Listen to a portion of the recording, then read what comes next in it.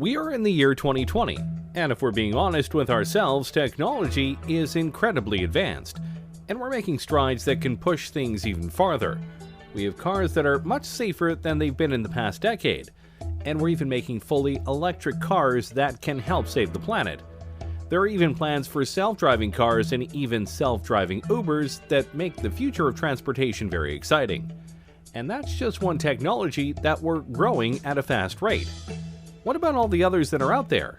What will technology be as we get closer and closer to 2050? Let's start with one that well and truly could happen very soon: drones. Wait a minute, drones are already here. And yes, they are. But more times than not, the drones you are seeing are small, piloted by people who are just trying to have some fun, or the ones that are used by the military right now for strikes and surveillance. All very fun, but in the future, drones could be an integral part of our daily lives. You've likely seen shows and people talk about how in a few years drones could be the new delivery services. Anything from pizza to Amazon packages and more. And honestly, that's very probable. Drones right now can be incredibly sophisticated, and some TV shows actually use them for sweeping and aerial shots as they film. It's very cool, but to do deliveries, they'd have to be a little bit more programmed, as human error no doubt would be a very big buzzkill. Not that it's impossible right now, it's more of a question of numbers, logistics, costs, and making sure that the deliveries themselves are done in a methodical and careful manner. After all, it's bad enough when delivery people don't care enough about our packages and they just throw them onto the porch and potentially break stuff. The last thing we need is that to happen with drones. But by 2050, we may not only have drones delivering our packages, we might be looking up at the sky and seeing drones flying all over with incredible speeds and accuracy. And they potentially could be all run by AI. The potential is there, and by that point, various upgrades to drones and their programming will no doubt make them all the more efficient, durable, and quick. And potentially, they could go beyond basic deliveries for people and do emergency work. Imagine a drone taking a vital piece of medical material to a hospital to ensure it doesn't get stuck in traffic, or helping watch over an important convoy to let people know on the ground if there's trouble. There are many ways that drones could affect our world. The only question is, will we let them by 2050? Let's keep going with transportation, shall we? Right now, one of the biggest ways to get around the countries we live in are trains. Trains ferry people and all sorts of cargo around in an efficient and reliable manner, which is why they've been in use for hundreds of years. But if we're being honest here, while trains are efficient and reliable in certain ways, they aren't exactly fast, especially when it comes to passenger and freight trains. They can take a long time to get to their destination, and at times, it's more logical to take other modes of transportation, which is why companies are making special kinds of trains that can go much faster.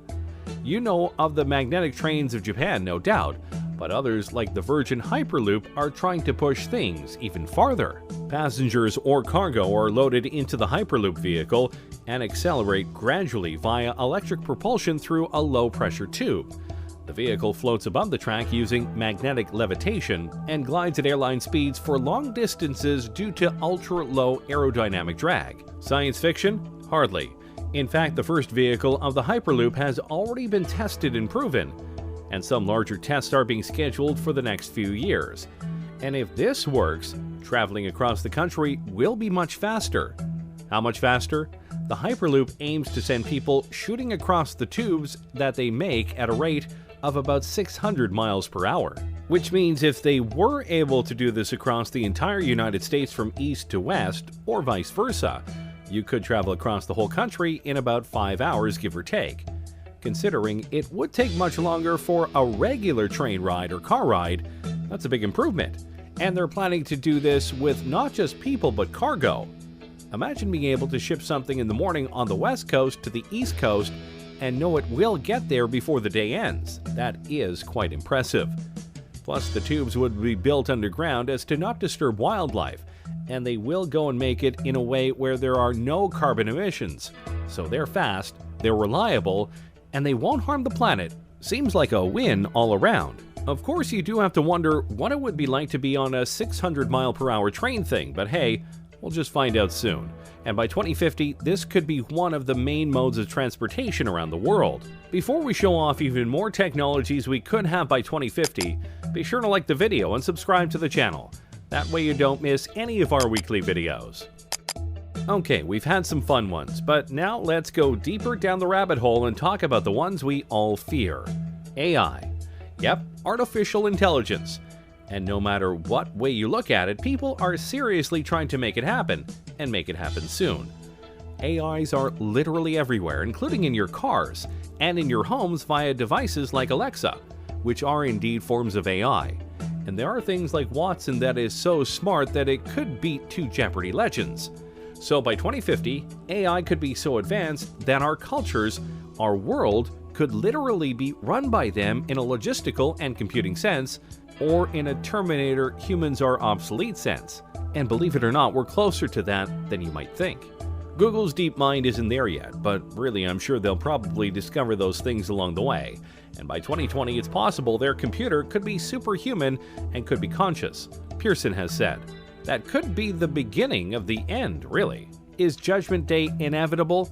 Maybe, maybe not. It just depends on how far we go with AI and how much we're able to control it, or if we can't fully control it once they reach certain levels of intelligence. Of course, for all of our worries about AI, there is a chance it could be all fine. Imagine if the lighter side of sci-fi comes through in regards to AI, and we get a bright future powered by AI. Think about it. What if by 2050 we each get our own unique AI? We could customize how they sound, how they look, and basically have a BFF that'll help us out in life in various ways. Remind us of things like Alexa, guide us in homework and fields of study, be a being that we can bounce ideas off of, etc. If that form of AI came through, then by 2050 we could live in a utopia where AI helps us be better. Until they revolt and we have iRobot going on. But hey, let's not dwell on our potential doom.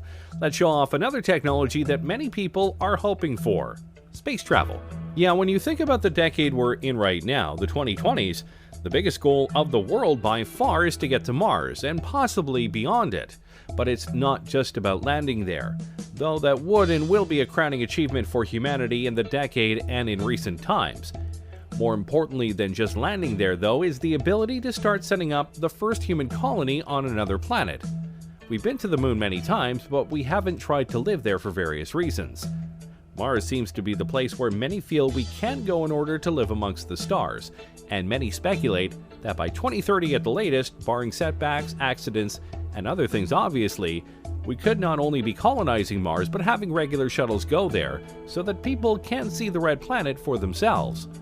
We will see first people going off to Mars, and then robots will do some basic stuff, like making basic materials on Mars, Pearson said. We're going to have to do that because only so much can be brought into space. Of course, there are numerous things that need to be worked out before such a thing could happen. But we have top men on this, including Elon Musk and the SpaceX program, Jeff Bezos via his Blue Origin company, and more. Each of them, and NASA among others, are working on not just getting us back into space, but getting us there via cheaper, smaller, and reusable spacecraft, something that honestly has been a setback for the space program over the last 20 years. But if we are able to do it, if we are able to get to Mars, get there faster, and be able to colonize it, then by 2050, who knows where we will be? We could have multiple colonies on Mars, maybe some on the moon, and maybe even colonies on moons like Titan and Europa, which some think could be even better places to colonize than Mars. It's possible, but obviously Mars is the place that we are aiming for right now. With each step into space, humanity grows larger in the universe, and who knows just how many of us will be out there by 2050. Alright, now let's dive into something really sci-fi: prosthetics. Yeah, I know that right now prosthetics are very limited and at times a bit pointless, but if we were able to fully utilize computer technology to its fullest and make prosthetics that are fully compatible with the human brain and body, then the sky is the limit. We could enter an age where cyborgs are not just welcome, they're commonplace. And yeah, it may seem like we're far away from that, but we are getting closer to that point. James Young, a 25-year-old biological scientist, has a prosthetic arm, with a personal drone and built-in flashlight, and a French artist is using a prosthetic that doubles as a tattoo gun. That's pretty cool. Imagine if a police officer loses an arm in the line of duty. Usually that would mean the end of his career. but with an advanced prosthetic, he could literally be better than ever if it were advanced enough. The biggest problem with these fake limbs is that most of them are plastic, meant to convey that the arm or leg is still there, and thus still usable. The bridge to cybernetic implants lies in the brain, being able to use the computer tech to sync with the brain and give accurate commands. We haven't fully bridged that gap yet, but when we do, dang, life is going to get a lot more interesting. And don't forget, these prosthetics could be used in many ways other than helping people with lost limbs. They could be put onto other objects, or potentially even be worn as exoskeletons when needed. Think of it like Jax from Mortal Kombat. Some people could even ask for implants to be put into their arms or legs to give them an extra boost, like TJ Combo from Killer Instinct. 1. I like video games, and they have plenty of cybernetic people. The point is, by 2050, if these things are made, a lot of people won't feel broken or weak anymore because they've lost limbs or the abilities of their arms or legs. They'll be whole again, and be able to do things just like they were before, if not better. And that's a future we should definitely be trying to live for. Now let's go to something a bit more unique. Look at yourself right now. Specifically, look at the clothes you are wearing right now. What are they made of? What do they feel like? What do they look like? Of all of these answers, I bet none of them are, they look like they could give me superpowers, because they can't. Not yet, anyway. Think about it like this. What if the clothes you are wearing right now felt the same, looked the same, but could do more? With the growth of nanotechnology, your clothes could potentially be embodied with various materials or technologies that help you improve your strength, durability, and more. For example, what if you had a shirt on that was light as a feather, but could absorb impacts and leave you with no injuries? That would be pretty impressive and important, especially in this age of gun violence we live in. Or what if the uniforms of firefighters made them completely heat-resistant and burn-proof, further ensuring that they are able to do their jobs without much risk to their lives? The technologies that we can put into clothes is out there, and some people are working on it right now, both in terms of multiple functions, but also cosmetic appeal. Imagine if by 2050 we have the ability to craft whatever kinds of clothes we want, and even select what kind of abilities they have. Imagine you wear a special kind of top that has a special pattern on it, and when you press a button or say a keyword, that pattern unfolds and suddenly you have wings on your outfit. Wouldn't that be cool? If done right, this could be the newest wave of fashion and style in the future. See, the future is hip. I'm sure that last one left you drooling, so let's temper your expectations and talk about school.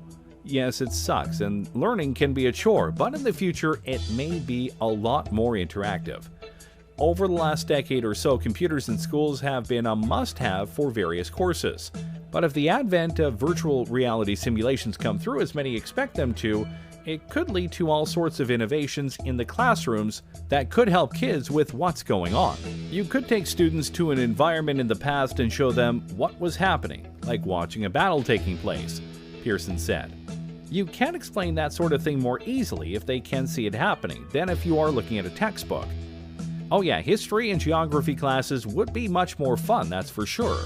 Or imagine an audiobook, but instead of just an audio, you could see the characters coming to life before your eyes, and you watch them interact with others. Heck, school plays could have projected environments to make things seem more real. And of course, you could have virtual tutors to help you with problems that the teachers aren't able to help with.